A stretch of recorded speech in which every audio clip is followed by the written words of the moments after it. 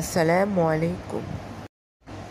নবম দশম শ্রেণীর শিক্ষার্থীরা, আজকে আমরা শিখব হাদিস শরীফ বইয়ের 209 নম্বর পৃষ্ঠার 219 নং হাদিস। এক শিক্ষার্থী কমেন্ট করেছিল তার 219 নং হাদিস লাগবে, তার জন্য এই ভিডিওটা করা। তোমরা অবশ্যই সকলে মনোযোগ দিয়ে শ্রবণ করবা ইনশাআল্লাহ। তাহলে শুরু করলাম।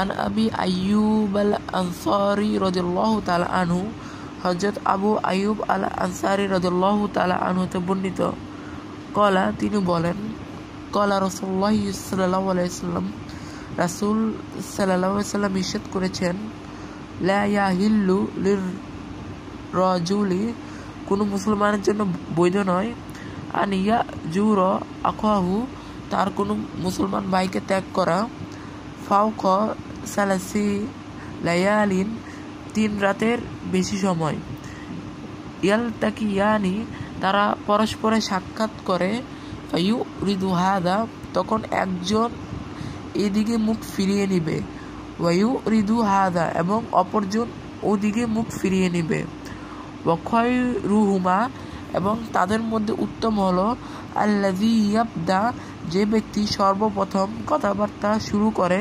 বিসসালামি, সালাম দ্বারা।